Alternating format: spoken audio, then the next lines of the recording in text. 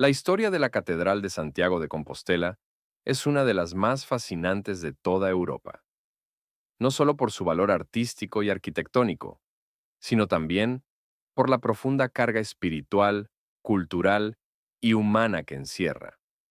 Se encuentra en la ciudad de Santiago de Compostela, en Galicia, al noroeste de España, y su origen está indisolublemente ligado a la figura del apóstol Santiago el Mayor, uno de los 12 discípulos de Jesucristo.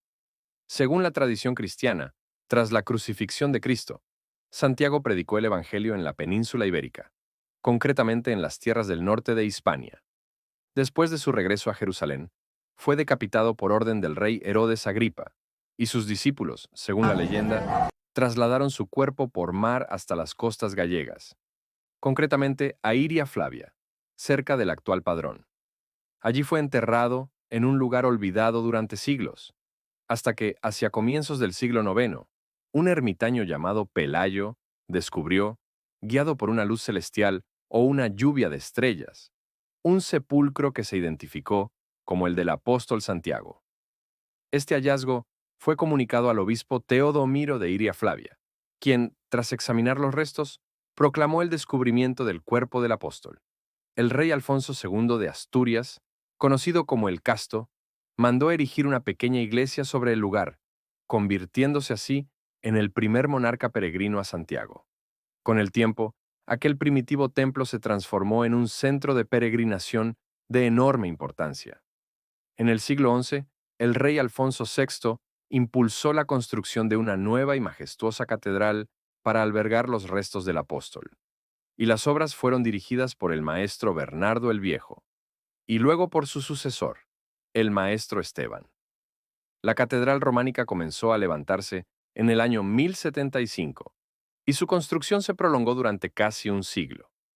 Fue consagrada solemnemente en el año 1121, durante el reinado de Alfonso VII, y desde entonces se convirtió en uno de los templos más importantes de la cristiandad. El auge de las peregrinaciones a Santiago de Compostela fue un fenómeno sin precedentes en la Europa medieval.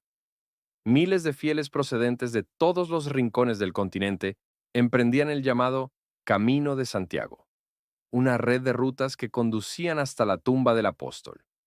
Las razones para realizar esta peregrinación eran profundamente espirituales. Los peregrinos acudían movidos por la fe, por el deseo de obtener indulgencias, por penitencia o agradecimiento, o incluso por la esperanza de encontrar redención.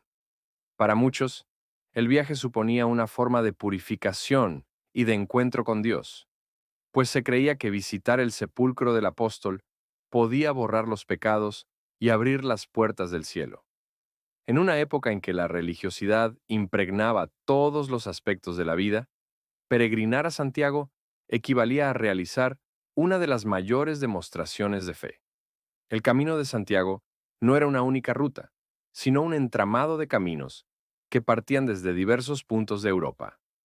Entre los más importantes se encontraba el Camino francés, que comenzaba en Saint-Jean-Pied-de-Port, en el sur de Francia, y atravesaba los Pirineos para recorrer Navarra, La Rioja, Castilla y León, y Galicia, hasta llegar a Compostela. También existían otras rutas, como el Camino del Norte, que seguía la costa cantábrica, el Camino portugués, que partía desde Lisboa y Oporto, y el Camino primitivo, que unía Oviedo con Santiago, siendo este uno de los más antiguos.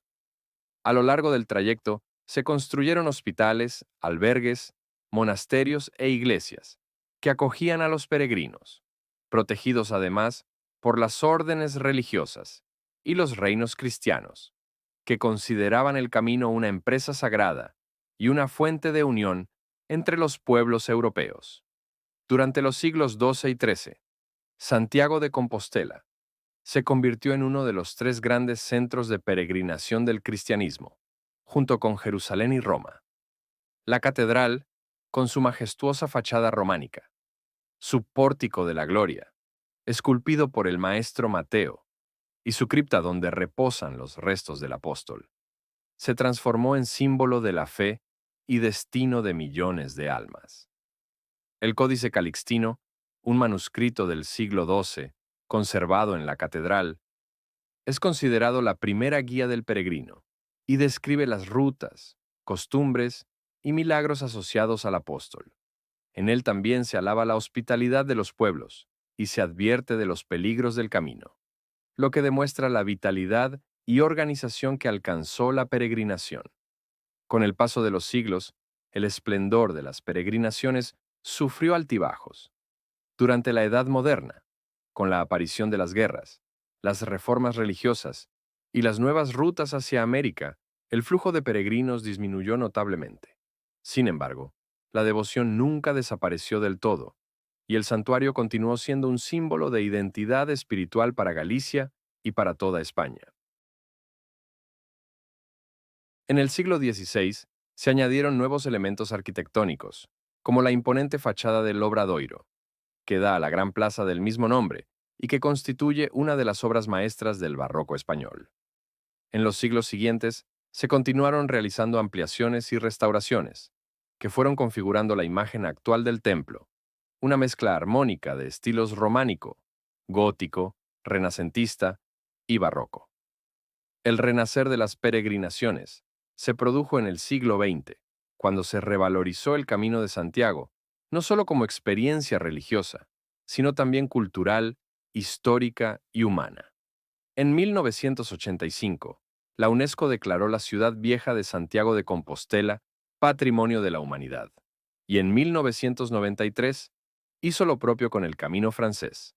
Desde entonces, el número de peregrinos ha crecido exponencialmente, procedentes de todos los continentes, muchas veces movidos por la espiritualidad, pero también por el deseo de encontrarse consigo mismos, de vivir una experiencia de reflexión y fraternidad, o de disfrutar de la belleza natural y monumental de las regiones que atraviesa. Hoy en día, recorrer el Camino de Santiago es tanto un viaje interior como físico. Los peregrinos caminan durante semanas o incluso meses, portando la concha de Vieira, símbolo del apóstol, y sellando su credencial en cada etapa hasta llegar a la catedral. Allí, después de atravesar la Puerta Santa, abierta solo en los años santos compostelanos, cuando la festividad del apóstol, el 25 de julio, cae en domingo, muchos asisten a la misa del peregrino y contemplan el Botafumeiro, un enorme incensario de plata que se balancea por las naves del templo, desprendiendo una nube aromática que simboliza la purificación del alma. La Catedral de Santiago, por tanto, no es solo un edificio monumental, es un testimonio vivo de más de 1000 años de historia, fe y cultura.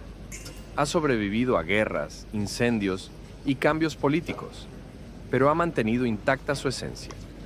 Ser el punto final de un viaje que, más allá del cansancio y las dificultades, representa la búsqueda del sentido, la esperanza y la comunión entre los pueblos. En cada piedra de su fachada, en cada paso del peregrino que llega exhausto, pero emocionado a la plaza del Obradoiro, late todavía el mismo espíritu que animó a aquellos hombres y mujeres medievales que, desde los confines de Europa, caminaban hacia el fin del mundo para venerar al apóstol Santiago.